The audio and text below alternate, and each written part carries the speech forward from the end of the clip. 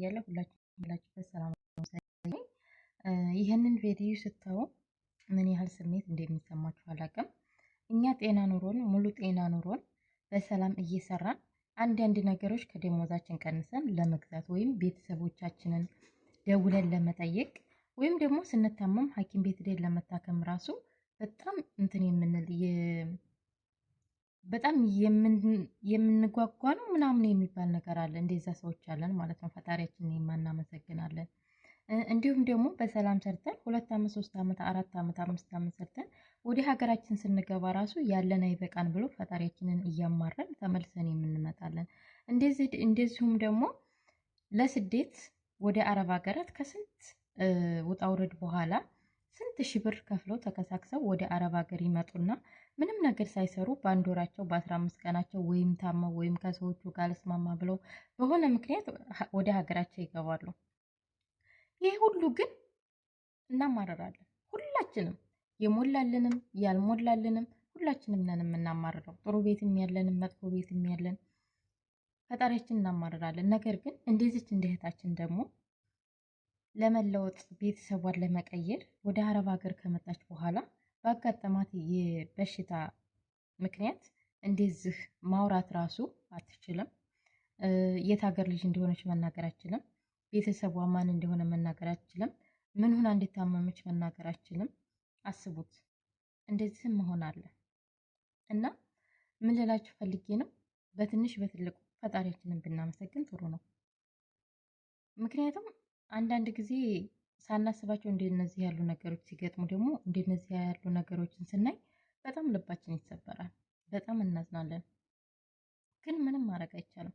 እና ውድ እህቶቼ ሁላችሁም ይህንን ቪዲዮ የምታዩ ይችን እህታችንን የምታውቋታላችሁ በኮመንት እናውቃታለን እያላችሁ ኮመንት ላይ አስቀምጡልን ማለት ነው። በተለያዩ ሶሻል ሚዲያ ላይ እየተለቀቀች ነው ያለችው። ምክንያቱም ማንኛውም ሰው አውቋት የሚል የለም። እስካሁን ድረስ ሆስፒታል ነው ያለችው። አሰሪዎቿም አልተገኙም። እሷም ያለችው ሆስፒታል ነው። ቤተሰቧም አልተገኘም። አሁን ላይ ያለችው በደጋግ ኢትዮጵያኖች እና በዶክተሮች እርዳታ ስር ነው ያለችው ማለት ነው። ይች ልጅ ሞተችም ተረፈችም ቤተሰቦቿን ማግኘት አለባት።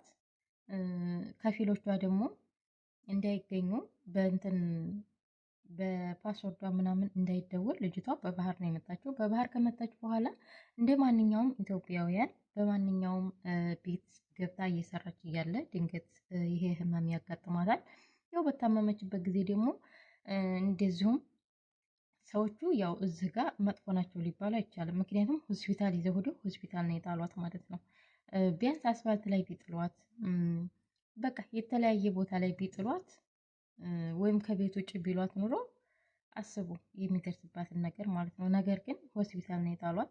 ሆስፒታል ውስጥ ያው የተለያዩ ኢትዮጵያኖች ስላሉ እስካሁን ድረስ በእነሱ እርዳታ ስር ነው ያለችው። ውድ ቤተሰቦቻችን ሁላችሁም ይህንን ቪዲዮ ሼር እያደረጋችሁ ምክንያቱም ከአንድ ብርቱ ሁለት ደካማ ይባላል እና አንድ ሰው ሁለት ሰው ሶስት ሰው ሲያየው ምናልባት የሚያውቃት ቤተሰብ ሊመጣ ይችላል፣ ዘመድ የሚያውቃት ጎረቤት ሊመጣ ይችላል። ስለዚህ የልጅቷን ህይወት ባንታደግ ራሱ እንደዚሁ እንደሆነች ራሱ ቤተሰቦቿን ማግኘት አለባት ስላችኋለሁ ውድ እህቶቼ።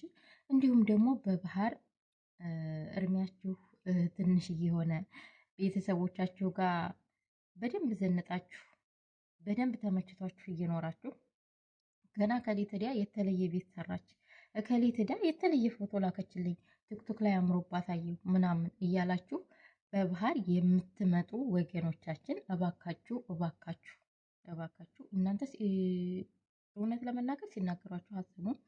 ነገር ግን አሁን ላይ በባህር ሲመጡ የተለያዩ ችግር እያጋጠማቸው ነው ያለው።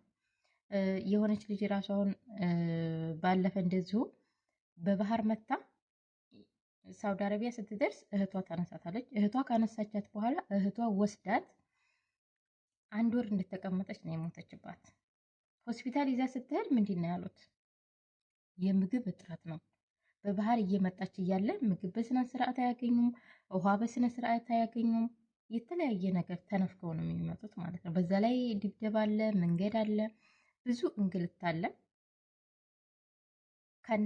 ቀጥታ ከእናት ቤት ወጥቶ ወደ ስደት ማምራት እኛ በአየር መተን ራሱ እዚህ ጋር ያለብንን ውጣ ውረድ አንችል ብለን አንቋቋም ብለን በጣም እያለቀስን እያነባን ያለን ልጆች አለን። ነገር ግን ደግሞ በእንደዚህ ውጣ ውረድ መተው ሳውዲም ላይ ራሳቸውን ሳይቀይሩ ህይወታቸውን ለቤተሰቦቻቸው ለዘላለም ጸጸት የሚሆኑ እህት ወንድሞቻችን አሉና እባካችሁ እባካችሁ እባካችሁ ምን ችግር አለው? ከቻላችሁ በህጋዊ ነው፣ ካልቻላችሁ ደግሞ ሀገራችሁ ላይ በቃ የሚሸጥ ቢያንስ ቆሎ ራሱ ሽጣችሁ ብትኖር እኮ መኖር ይቻላል። ይሄ እውነት ግዴታ ስደት መጥቼ ልሞት አይደለም።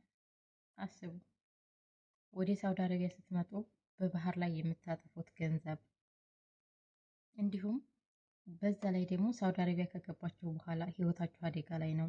ሆስፒታል ትሄዳላችሁ። ሆስፒታል የምታወጡት ገንዘብ በዛ ላይ ደግሞ ህይወታችሁ ሊተርፍም ላይተርፍም ይችላል። ከዛ መልሳችሁ ወደ ኢትዮጵያ ልትመለሱ ትችላላችሁ። ስለዚህ ከዚህ ሁሉ ውጣ ውረድ መጀመሪያ ሲነገራችሁ ስሙ። እባካችሁ እባካችሁ ይችን እህታችንን ያየ ይቀጣ። የእውነት በጣም ነው የምታሳዝነው።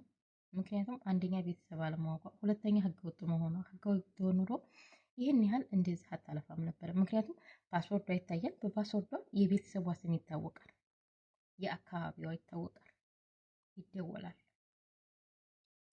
ለአሰሪዋ ይደወላል። ለአሰሪዋ ከተደወለ በኋላ አሰሪዎቿ ለጓደኞቿ መደወል ይችላሉ። የጓደኞቿ ቁጥር ከስልኳ ላይ ሊወጣ ይችላል። እና ባካችሁ ባካችሁ፣ እንዲሁም ደግሞ ለመጥፋት ያሰባችሁም አትጥፉ። እንደዚህ ያሉ አጋጣሚዎች ሲመጡ በጣም ትደናገራላችሁ። አሁን ላይ ጠፍታችሁ የተለየ ሰው ሆናችሁ የተለየ ልብስ ለብሳችሁ በኢጃዛ ቤት ሽርሽር ማለታችሁን አይደለም ማየት ያለባችሁ። ምክንያቱም ነገ ከነገ ወዲያ የሚደርስባችሁን አታውቁም። ስለዚህ አስቀድማችሁ ነው መጠንቀቅ ያለባችሁ እላችኋለሁ። ውድ ቤተሰቦቼ ይህንን ቪዲዮ ላይክ፣ ሼር፣ ሰብስክራይብ በማድረግ እኔንም አበረታቱኝ። እንዲሁም ደግሞ እንደዚህ የተቸገሩ ወገኖቻችንን እንርዳበት፣ የተቸገሩ ወገኖቻችንን ከቤተሰቦቻችን ጋር እናገናኝበት እላችኋለሁ። ውድ ቤተሰቦቼ በሌላ ቪዲዮ እስከምንገናኝ እግዚአብሔር አምላክ ሀገራችንን ሰላም ያደርግልን እያልኩ በሱ ሰናበት